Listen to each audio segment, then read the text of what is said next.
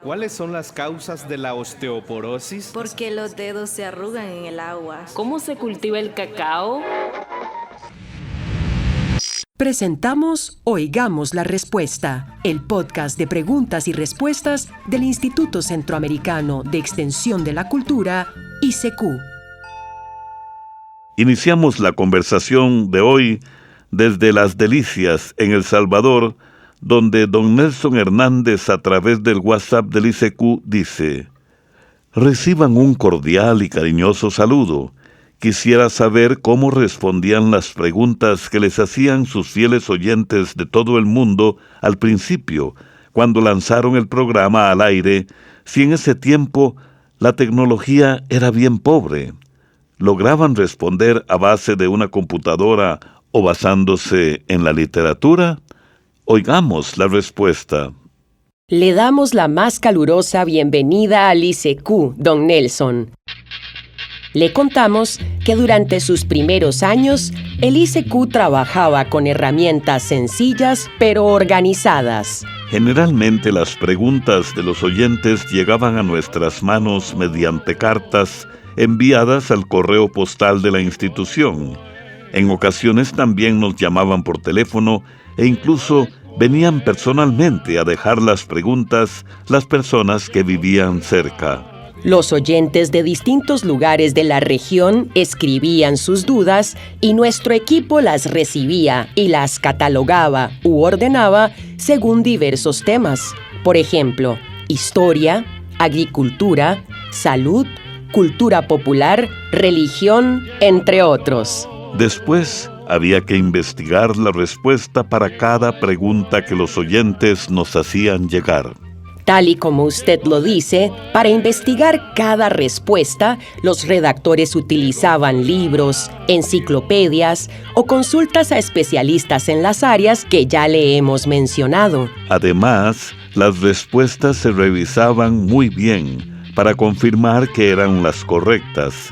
Este trabajo era lento, pero era la mejor manera de garantizar que la respuesta de cada pregunta iba a ser clara y bien fundamentada.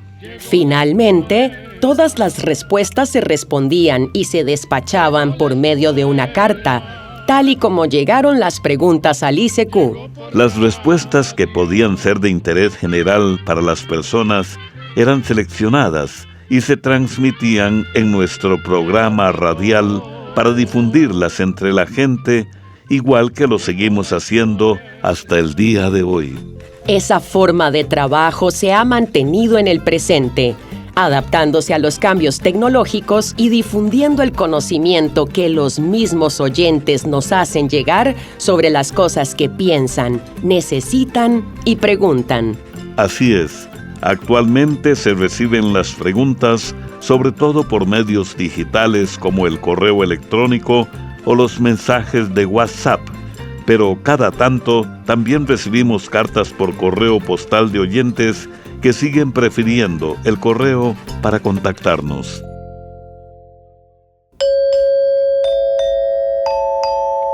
Reporte su sintonía. Envíennos sus preguntas y también sus saludos. Les esperamos en nuestros perfiles de YouTube, Facebook, Instagram e iVoox. El siguiente mensaje nos lo envía doña Nancy Maradiaga al WhatsApp del ICQ desde Honduras. Fíjese que yo leí un escrito que publicaron ustedes. Yo tengo algunos libros, pero mi hermano los recolecta desde el 2000. Es sobre algunos suplementos alimenticios. Yo he tomado bastante un suplemento de ajo concentrado y quería que investigaran sobre él. ¿Tiene algún efecto secundario? Oigamos la respuesta. En primer lugar, muchas gracias por coleccionar nuestros libros. Le contamos que se ha encontrado que el consumo de ajo puede traer beneficios para la salud, como disminuir la presión arterial, disminuir los niveles de azúcar en la sangre y combatir el llamado colesterol malo. Todos estos beneficios reducen el riesgo de sufrir enfermedades del corazón. El ajo también fortalece el sistema inmune, que es el sistema que nos ayuda a mantenernos saludables y prevenir los resfríos, y también ayuda a tratar la enfermedad de hígado graso no alcohólico. El problema es que el ajo puede causar algunos efectos secundarios, como mal aliento, olor corporal, náuseas, dolor abdominal, flatulencia y ardor en la boca, el esófago y el estómago. También puede provocar una reacción alérgica en algunas personas. La buena noticia es que el suplemento de ajo concentrado es la forma de consumir ajo que nos brinda los mayores beneficios para la salud y que disminuye los efectos secundarios. En el caso del suplemento de ajo concentrado del que usted nos envía una foto, la dosis recomendada es de 2 tabletas al día, que aportan 600 miligramos de extracto de ajo.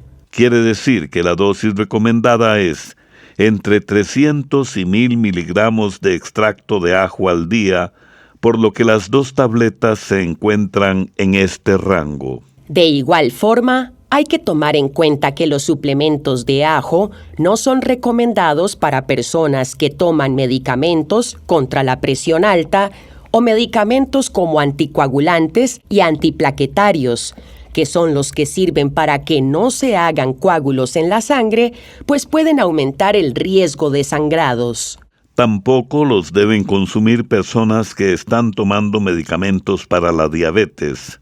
Por último, no es recomendable que las embarazadas y las mujeres en periodo de lactancia tomen suplementos de ajo. Envíennos sus preguntas al apartado 2948-1000 San José, Costa Rica. También nos pueden contactar al correo electrónico isq@isq.org o encuéntrennos en Facebook como Oigamos la Respuesta. ¿Sabía que la palabra pedagogía tiene un origen muy antiguo?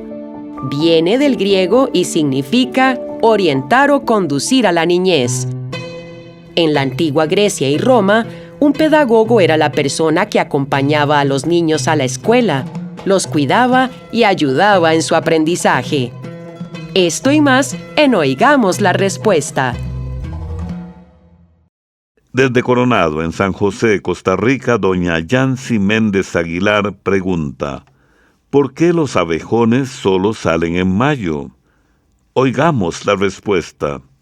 Doña Yancy, le damos la más cariñosa bienvenida al ICQ y esperamos poder responder esta y todas las preguntas que guste enviarnos. Le contamos que los abejones suelen aparecer en el mes de mayo porque en este mes, mayo, es cuando suele empezar la época lluviosa. Hay muchísimas especies y clases de abejones. Algunas de ellas se alimentan de hojas, otras de raíces, otras de polen y flores, y hasta hay ciertas especies que comen carroña o carne podrida. Los que llamamos corrientemente abejones de mayo se alimentan de las hojas y de las partes tiernas de árboles como el poró, pero cuando son apenas larvas o crías, comen raíces. Los abejones de mayo se reproducen por medio de huevecillos. Las larvas o crías que nacen de esos huevecillos tienen la forma de gusanos. Nos referimos a esos gusanos llamados jobotos o gallinas ciegas que tantos perjuicios ocasionan en la agricultura. Estos gusanos pueden permanecer hasta 5 años bajo la tierra, metidos dentro de una especie de bolas de barro que también hacen con sus excrementos, para luego salir convertidos en abejones adultos. Por lo general, los abejones salen del suelo a finales de abril o a principios de mayo, porque las primeras lluvias deshacen las bolas de barro en las que ellos se encuentran. Pero a veces se atrasan y salen en junio, y puede suceder que hasta en julio aparezcan. Como puede ver, esta especie de abejones aparece usualmente en mayo, pero en realidad se cría bajo la tierra desde mucho antes. Además, con las alteraciones climáticas de los últimos años, Es usual que los abejones aparezcan a finales de mayo y en los meses posteriores. Gracias por su pregunta y le enviamos un cordial saludo a esta tierra de sol, lluvia y agricultura. Coronado.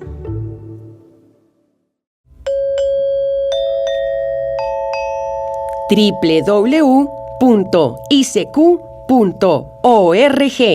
Esa es la dirección de nuestra página oficial.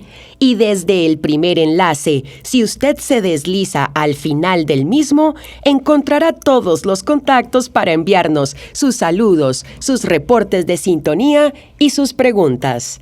El señor Frank Salas nos envía esta pregunta a nuestro WhatsApp desde Mixco, Guatemala. Él quiere saber: ¿por qué la mayoría de los ciudadanos de Uruguay y de Argentina niegan tener descendencia de alguna etnia americana? ¿Acaso antes del descubrimiento no existían pueblos autóctonos en esos países? Oigamos la respuesta. Gracias por su pregunta, don Frank. Claro, usted tiene razón. En realidad, como en toda América, ambos territorios estaban habitados antes de la llegada de los europeos. En lo que hoy es Uruguay, vivían pueblos nómadas como los charrúas, guenoas y chaná. En Argentina hay 38 pueblos originarios, es decir, grupos que comparten una historia y una cultura en común, desde mucho tiempo antes que Argentina llegara a ser la nación que es hoy. Lamentablemente, con la llegada de los conquistadores, gran parte de la población murió debido a las nuevas enfermedades, el trabajo forzado y los enfrentamientos armados, ya que los indígenas se negaban a que les quitaran sus tierras y a ser sometidos. El maltrato y la explotación siguió después de la independencia de Argentina y Uruguay. En Uruguay ocurrió la matanza de Salsipuedes en 1831. En Argentina, en las campañas militares del siglo XIX, conocidas como la conquista del desierto, se exterminó a gran parte de los pueblos originarios. A esto se unió la emigración de millones de europeos, principalmente italianos y españoles, que llegaron a Argentina y Uruguay. Esta migración cambió aún más la población y la cultura, y poco a poco se fueron borrando de la historia las vivencias de las poblaciones indígenas que aún existen. Pero, aunque muchas personas se identifican culturalmente solo como descendientes de europeos, la ciencia demuestra lo contrario. Diversos estudios revelan que más de la mitad de la población argentina tiene algún grado de ancestros indígenas y en el caso de los uruguayos llegan hasta un 35%, es decir, más de la tercera parte. Además, en Argentina aún existen aproximadamente 1.500 comunidades indígenas distribuidas en distintas regiones del territorio. Son 38 pueblos originarios argentinos registrados que tienen organización social y cultura propia.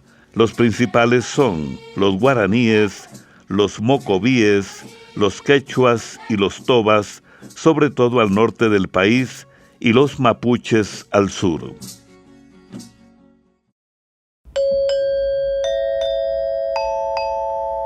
El señor Domingo López Sánchez escribe desde Matagalpa, Nicaragua, y nos pregunta al WhatsApp del ICQ: quiero sembrar maíz híbrido. ¿Puedo abonar con abono triple 15? ¿Y a los cuántos días puedo tirarle el urea? Oigamos la respuesta. Saludos, don Domingo. Con gusto le damos una respuesta. Primero que todo, sí puede usar el abono triple 15 en el maíz híbrido, pero es importante entender para qué sirve cada cosa. El triple 15 trae nitrógeno, fósforo y potasio en cantidades iguales y se usa sobre todo como abono de arranque, cuando el maíz está naciendo y formando raíz. Puede aplicar el triple 15 como primer abono poco después de que ya vea el maíz bien nacido, no en la semilla directamente, sino cuando las plantas tengan unos días de estar arriba. Le recomendamos cuando esté entre los 8 y 10 días de nacido el maíz, enterrando el abono a unos 5 o 10 centímetros de la planta, sin pegárselo al tallo. La urea es diferente, es casi puro nitrógeno y se aprovecha mejor un poco más adelante, cuando el maíz ya tiene más fuerza y está demandando bastante comida para crecer de altura y formar la tusa.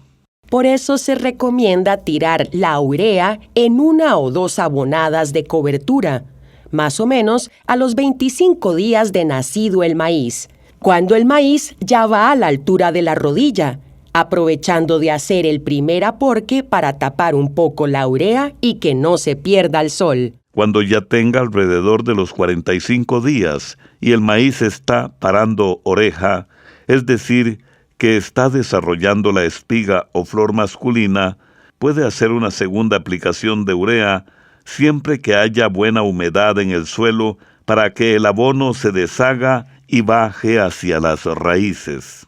Es muy importante no tirar la urea con el suelo seco, ni dejarla sobre la tierra al sol sin tapar, porque se pierde en gas y la planta no la aprovecha. La cantidad exacta de triple 15 y de urea que conviene usar por manzana depende del suelo y de si usted mete también abono orgánico. Esperamos que esta explicación le ayude a organizar mejor su abonada en el maíz híbrido. Si nos cuenta si su maíz es desecado o bajo riego y si suele usar también estiércol o compost, con gusto le ayudamos a ajustar un poco más las cantidades para su caso. ¿Sabía que las orquídeas existen en la Tierra desde hace 70 millones de años? Esto y más en Oigamos la Respuesta. También pueden contactarnos a través de un mensaje de WhatsApp al teléfono código de área 506, número 8485-5453, o háganos sus preguntas al teléfono código de área 506, número 22 25 52 38, o al número 22 25 53 38. Estamos estrenando un nuevo segmento en nuestro programa. Queremos escuchar sus voces y que nos manden sus preguntas en audio. Ahora los lunes tendremos la sección Oigamos la Pregunta. Buenas, señores y señoras de Oigamos la Respuesta. Soy Antonio Durán Barbosa, de Salomón Norte, Páramo, Pérez León. Mi padre si me ayuda en una cuestión que escuché la noticia sobre un ensayo que están haciendo sobre ojos artificiales, creo que es en Suiza, pero no vi bien la noticia y la he buscado aquí en internet y ahí no me sale esa emisión. A ver si ustedes saben algo de eso para que me informen. Muchas gracias. Este mensaje nos lo envía don Marco Antonio Durán Barbosa al WhatsApp del ICQ desde Pérez Celedón, Costa Rica. Oigamos la respuesta. Muchas gracias por su audio, don Marco Antonio. Es posible que la información que usted escuchó tenga relación con modelos de simulación creados con inteligencia artificial que han desarrollado especialistas de la Escuela Politécnica Federal de Lausanne, en Suiza. Pero, ¿qué son modelos de simulación creados con inteligencia artificial? Los modelos de simulación con IA son como un entrenamiento en un mundo virtual. Una computadora hace una copia de algo real para probar qué pasaría si cambiamos las reglas, sin ningún peligro y de forma muy rápida.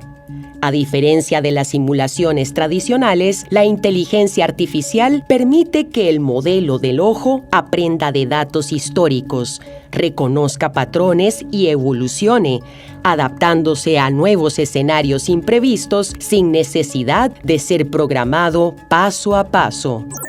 Estos modelos han permitido reproducir cómo podrían funcionar unos ojos artificiales. Por ahora, solo se tiene una proyección de cómo podrían funcionar estas prótesis, pero aún no están disponibles.